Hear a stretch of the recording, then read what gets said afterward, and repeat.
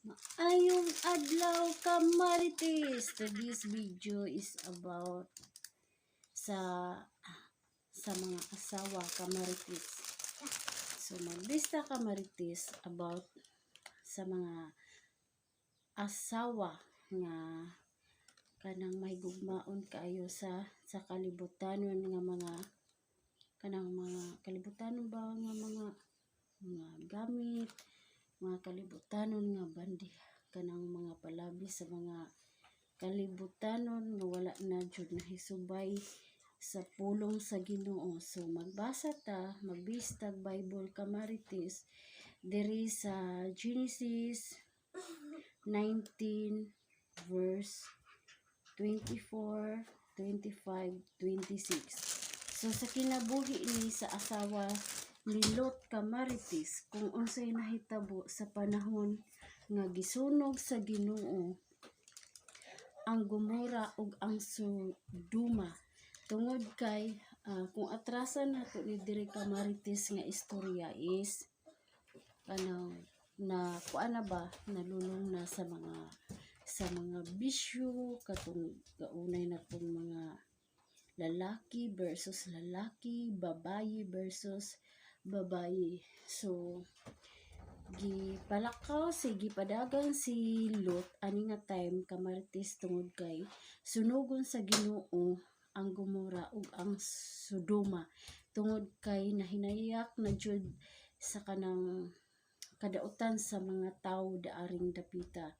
So gianaan gini sa Ginoo nga aduna bay matarong sa Gomora ug Sodoma maskin pulo, kay aron maluoy na lang siya, di na lang niya sunugon. So wala sila nakita nga pulo, halos tanan jud didto puro mga dautan ka Marites. Siyam wala, walo wala, grabe no. Sa usa ka syudad walay nakita nga kanang buutan ang Ginoo. Nangitag na abay unom wala, lima wala, upat wala, tulo wala, duha wala. Ang nakita mga kaigsuunan or kamarites sa Ginoo dito is si Lot lang. So moatong gipalaya si Lot sa maong syudad kay sunugon sa Ginoo ang Gomora o Sodoma.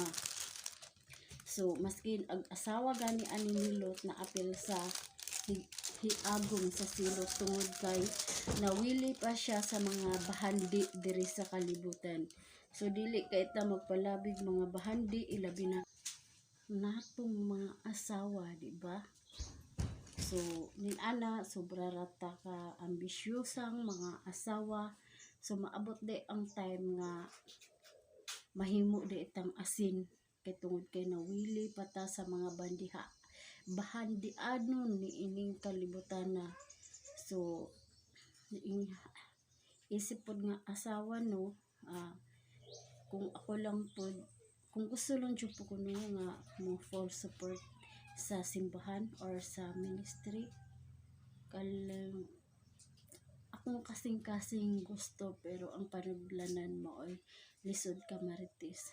So grateful mong mga asawa nga inyong bana nga nakabana mo og buutan, tungod kay talagsara na karong panahona nga ang bana karon walay bisyo, dili manigarilyo, dili mo inom.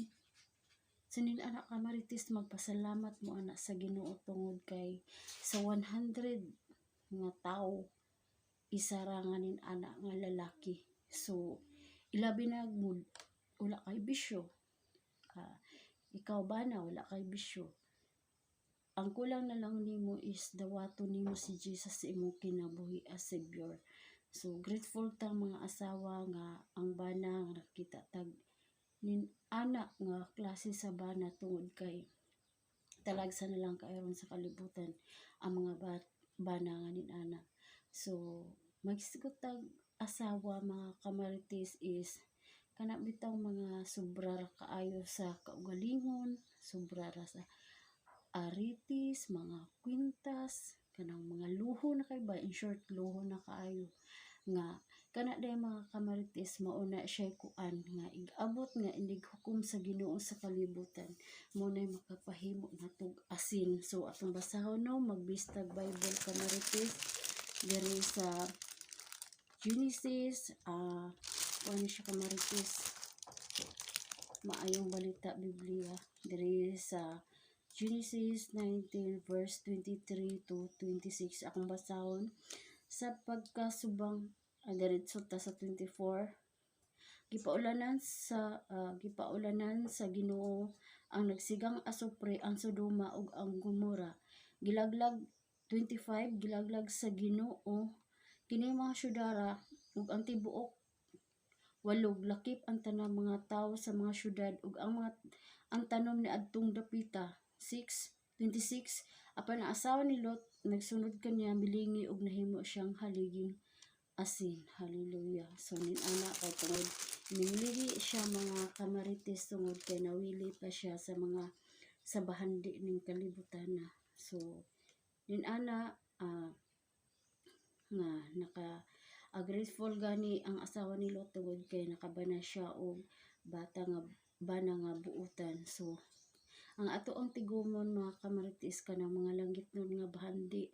So kabalo na taon sa mga langitnon nga bahandi nga pagsuporta pinaagi sa pinaagi ba sa kuan sa Ginoo ni Jesus Christ, pinaagi sa mga buluhaton sa Ginoo mo ni pag-support sa buluhaton sa Ginoo mo na mga bahandi nga atong tigumon dito sa langit.